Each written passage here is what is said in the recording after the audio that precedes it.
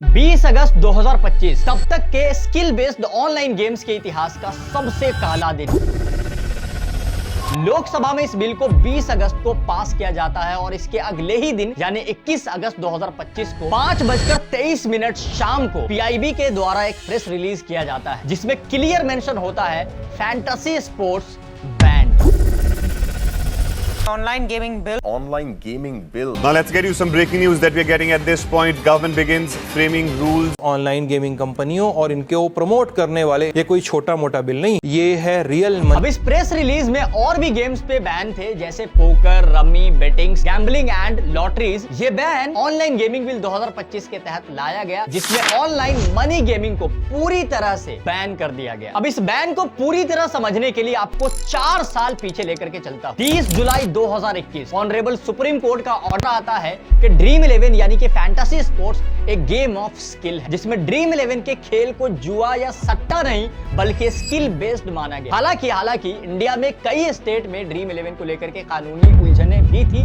कुछ स्टेट्स में इसे गैर कानूनी भी माना गया जबकि दूसरे स्टेट्स में इसकी इजाजत भी थी। सुप्रीम कोर्ट ने क्लैरिफाई किया कि फैंटेसी स्पोर्ट्स में प्लेयर्स का रोल नॉलेज, स्ट्रैटेजी, लॉजिक और समझ पर बेस्ड होती है, ना कि सिर्फ किस्मत या चांस पर। इसीलिए इसे article 19(1)(g) of Indian constitution के अकॉर्डिंग अभिव्यक्ति की स्वतंत्रता में सेफ माना गया। अब ये आर्टिकल 19(1)(g) क्या है? इसके अंदर क्या होता है ना, देश के सभी नागरिकों को कोई भी पेशा, बिजनेस, व्यापार या कारोबार करने की स्वतंत्रता देता है ये आर्टिकल। सुप्रीम कोर्ट के इस फैसले से ड्रीम 11 को भारत में एक legal skill based gaming platform के रूप में मान्यता मिली और इसे जुआ कानूनों से के दायरे से बाहर रखा गया। अब सवाल यह है कि सुप्रीम कोर्ट जिस गेम को गेम ऑफ स्किल और लीगल कहता है, अचानक उस गेम को क्यों बैन कर दिया जाता है और क्या कोई ऐसा कानूनी रास्ता बचा है जिससे ये बैन हट सकता है? सब कुछ जानेंगे इस वीडियो में। इस बिल की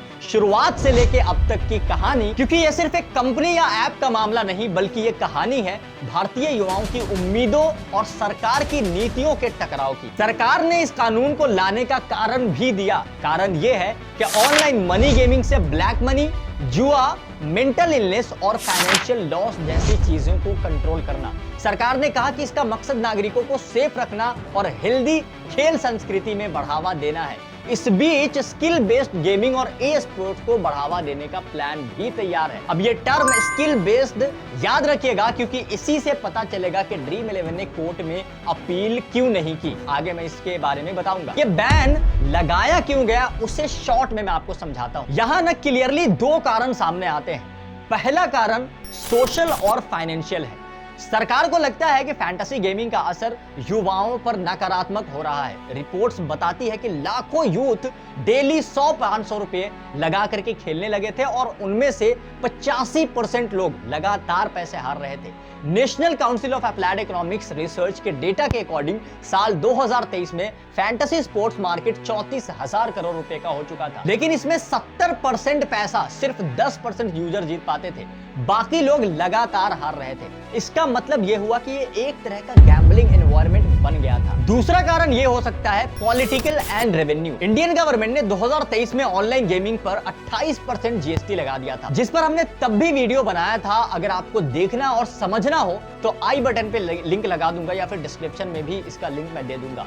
इसके चलते कुल 21,000 करोड़ रुपए का tax notice online gaming company को भेजा गया, जिसमें फैंटेसी स्पोर्ट्स की एक बड़ी कंपनी सिर्फ ड्रीम 11 को अकेले करीब 18,000 करोड़ रुपए का टैक्स नोटिस भेजा गया था। यह टैक्स कंपनी की वैल्यूएशन और ग्रोथ दोनों पर चोट पहुंचाने वाला था। अब ये कैसे? अगर आप वैल्यूएशन को देखोगे तो इतना इनकम टैक्स का डिमांड कर दिया गया कि वो अगर पे करते तो वैल्यूएशन गिरती और टैक्स 28% लगा दिया गया, जिससे क्या है ना, ग्रोथ में कमी आई। ड्रीम 11 ने इसे कोर्ट में चैलेंज किया, लेकिन सरकार अपनी जगह अड़ी है और अभी भी मामला मुंबई हाई कोर्ट में है। हालांकि अभी करंट सिनेरियो में देश के कुछ स्टेट्स में इस बिल को लेकर कोर्ट में पिटीशन दिया गया है और कर्नाटक हाई कोर्ट में जो पिटीशन दिया गया है ना, उसकी फर्स्ट हियरिंग 30 अगस्त को थी, जिसमें मोटे तौर पर कोर्ट ने इसे टाल दिया है इस बात को। अच्छा, आपको पता होगा ये जो पिटीशन दिया गया है वो दिया गया है head digital works private limited, जो कि A23 गेम्स की पेरेंट कंपनी है और सुमित सिंह द्वारा ये पिटीशन दिया गया है,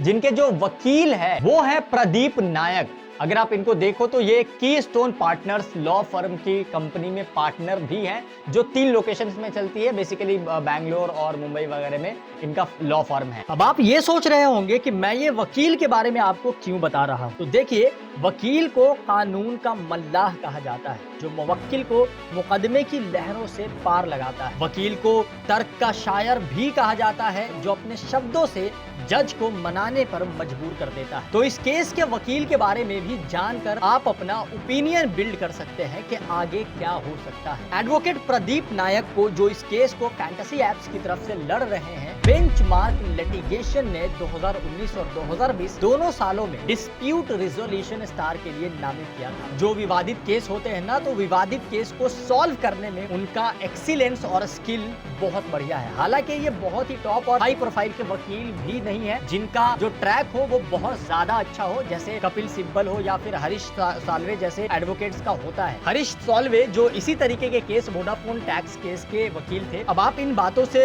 मोटा मोटा आइडिया लगा सकते हैं कि आगे क्या हो सकता है। कोर्ट ने यह आदेश दिया है कि अगली सुनवाई 8 सितंबर 2025 को 2:30 बजे होगी, जिसमें याचिका के तहत अस्थायी राहत यानी इंटरिम रिलीफ पर विचार किया जाएगा। अब जस्टिस BM श्याम, जो इस केस के जज है, उन्होंने एग्जैक्टली क्या कहा ये आपकी स्क्रीन पे आ रहा होगा। वैसे बहुत डिटेल्स में अगर आपको इस केस से रिलेटेड जो भी डॉक्यूमेंटेशन वगैरह होते हैं वो सब मैं डिस्क्रिप्शन में दे रहा हूँ, आप जा करके पढ़ सकते हो। मैं इसको बहुत सिंपल और इजी रखना चाहता हूँ वीडियो को, ताकि सारे लोगों को समझ में आए। और जो 8 सितंबर का टाइम मिला है उसके सुनवाई के लिए आप कर्नाटक हाईकोर्ट का टेलीग्राम चैनल का लिंक भी मैं दे रहा हूँ डिस्क्रिप्शन में, वो भी ज्वाइन कर सकते हो। हालांकि वो बहुत कॉम्प्लिकेटेड है, मैं आपको सारे अपडेट्स दूंगा ही दूंगा, और मेरे जो टेलीग्राम चैनल का लिंक है वहां पे भी आके मैं सारे अपडेट दूंगा 8 सितंबर को क्या होने वाला है। एनीवेज, टॉपिक पे वापस आया अगर, तो ड्रीम 11 ने सुनवाई या अपील नहीं करने का फैसला किया है, जबकि ये बहुत ही शॉकिंग है किसी के लिए भी, क्योंकि जब सुप्रीम कोर्ट ने ड्रीम 11 जैसे फैंटेसी स्पोर्ट्स को स्किल बेस्ड माना था, तब ये अपील करने क्यों नहीं जा रहे हैं। तो इसका सिंपल रीजन मैं आपको बताता हूं। देखो, ये जो बैन आया है ना, ये ऑनलाइन मनी गेमिंग पर आया है, जबकि ड्रीम 11 को सुप्रीम कोर्ट ने या फैंटेसी एप्स को स्किल बेस्ड गेम कहा था।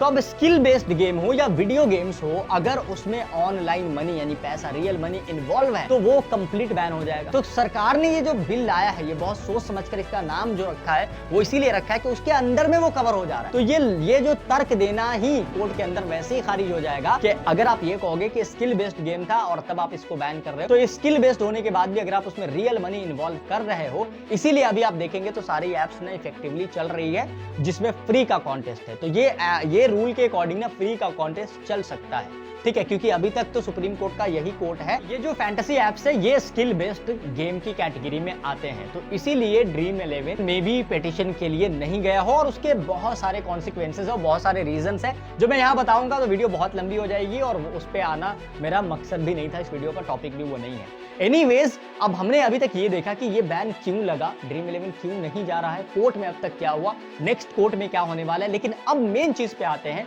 आप लोग जो युवा हैं, जो ड्रीम 11 से डायरेक्टली तौर पे जुड़े हुए थे, ये बैन क्या उनके लिए अच्छा है या बुरा है, उस पे एक नजर डालते हैं। तो सबसे पहले फायदे की बात करते हैं। तो सबसे पहला फायदा यह है, लाखों युवा अब रोज रोज पैसे बर्बाद करने से बचेंगे। दूसरे फायदे की अगर बात करें तो सरकार के अकॉर्डिंग एक तरह का गैम्बलिंग एडिक्शन भी टूटेगा। और जो तीसरा फायदा है, फैमिली डिस्प्यूट, फाइनेंशियल प्रॉब्लम और डिप्रेशन जैसे मामलों में भी कमी आ सकती है। चौथा बेनिफिट यह है, सरकार अब यूथ को स्किल बेस्ड अपॉर्चुनिटी पर रीडायरेक्ट कर सकती है। अब यहाँ सरकार किन किन गेम्स को स्किल बेस्ड की कैटेगरी में आफ्टर दिस लॉ इंप्लीमेंटेशन रखेगी, ये बात की बात है, उस पर हम बाद में आएंगे। लेकिन अब बात करते हैं नुकसान क्या क्या हुआ है। तो सबसे पहला जो नुकसान हुआ वो हुआ लाखों युवाओं का जो पैशन फैंटेसी क्रिकेट बनता जा रहा था वो अब खत्म हो गया। दूसरा नुकसान यह है कि छोटे शहरों और कस्बों से हजारों लोग इस प्लेटफॉर्म से रोजगार भी पा रहे थे, जैसे कंटेंट क्रिएटर्स, फैंटेसी एनालिस्ट, ये सब इनके इनकम सोर्स पे भी अचानक इफेक्ट पड़ेगा,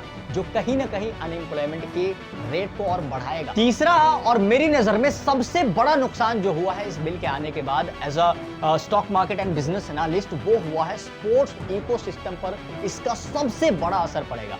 गिव मी 1 मिनट, मैं आपको समझाता हूँ ये क्या चीज है। क्योंकि फैंटेसी एप्स ना, ये ना खेलों को इंगेज करके रखा करता था। अब फैंटेसी एप्लीकेशंस पे लोग टीम बनाते थे, और जो आईपीएल का एग्जांपल मैं दूं तो जो भी मैच होता है व्यूअरशिप, ठीक है, उसमें लोग बैठ के मैच देखा करते थे रेगुलर। जिस भी मैच में उनकी टीम लगी है, मैं रेगुलरली बता रहा हूं, उन लोगों से जो लोग रेगुलर खेलते थे वो रिलेट कर पाएंगे, वो बैठ के मैच देखा करते थे, तो व्यूअरशिप बढ़ती थी। व्यूअरशिप बढ़ने का मतलब क्या हुआ, जो भी मीडिया राइट्स लिए हुआ है उसकी अर्निंग क्या होगी, बढ़ जाएगी, जो एड्स चलेंगे वो बढ़ जाएंगे। तो ऐसे में क्या है ना, बीसीसीआई पे प्रेशर कम आता था अगर बीसीसीआई का कहीं पर मैच है तो, या छोटे लीग्स में भी फायदे ज्यादा हो जाया करते थे। सो ओवरऑल अगर आप देखोगे तो व्यूअरशिप में काफी बड़ी गिरावट आने वाली है इस वजह से। चौथा, और जिससे भारत के जीडीपी पे भी काफी फर्क पड़ सकता है, और वो ये हुआ है, इन्वेस्टमेंट इकोनॉमी हिल के रह गया है इस वजह से। अब ये मैं क्यों कह रहा हूं, क्योंकि बाहर के जो भी इन्वेस्टर्स आते थे, ड्रीम 11 जैसी यूनिकॉर्न कंपनी को देख करके ही इन्वेस्ट करते थे। अब क्या है ना, उनके मन में एक डर की भावना रहेगी कि यार यहाँ की गवर्नमेंट किसी भी इंडस्ट्री को सीधा बैन कर देती है तो पैसे डाले या ना डाले। हालांकि इस पे भी बहुत डिबेटेबल टॉपिक है ये, जिस तरीके से ये डिबेटेबल टॉपिक है कि ये स्किल बेस्ड गेम है या नहीं है, कि इन फैंटेसी एप्स के अंदर जो इन्वेस्टर्स थे उसमें से बहुत सारे लोगों ने अपने पैसे पहले निकाल दिए थे, तो उनको इन्फॉर्मेशन कहां से आई थी। तो ये बहुत वीडियो लंबी हो जाएगी, तो इसीलिए मैं इस वीडियो पे थोड़ा टू दी पॉइंट आता हूं। और एक आखिरी पहलू जो आप सबको जानना चाहिए, इस पूरे मामले का राजनीतिकरण भी एक बहुत बड़ा पहलू है जिसको समझना चाहिए आपको। कई लोग ये कहते हैं कि सरकार को लगता है कि फैंटेसी गेमिंग एप्लीकेशन जो है वो अरबों रुपए कमा रही है, लेकिन टैक्स जो है ना वो बहुत कम दे रही है, उनको टैक्स उतना नहीं मिलता है, इसीलिए 28% जीएसटी लगाया गया था। और जब कंपनी ने इस बात का विरोध किया तो धीरे धीरे उस पर एक्शन भी हुआ, टैक्स नोटिस वगैरह सब आए। कुछ लोग तो इसको जो है ना अपकमिंग इलेक्शन से भी जोड़ करके देखते हैं कि सरकार हो सकता है यूथ को ये दिखाने की कोशिश करे कि गैम्बलिंग कल्चर के खिलाफ है ये सरकार, इस तरह का मोरल इमेज बनाने की कोशिश है। लेकिन मुझे लगता है अगर भारत सरकार इन कंपनियों को रेगुलेट करे, एडिक्शन रोकने के लिए स्पेंडिंग लिमिट लगाए और एज रिस्ट्रिक्शन कड़ी कर दे, तो शायद ये इंडस्ट्री दोबारा से फ्लरिश हो सकती है। दोस्तों, असल सवाल यही है कि ड्रीम 11 का बैन युवाओं को बचाने के लिए है या फिर से ये सिर्फ एक रेवेन्यू और पॉलिटिकल गेम है।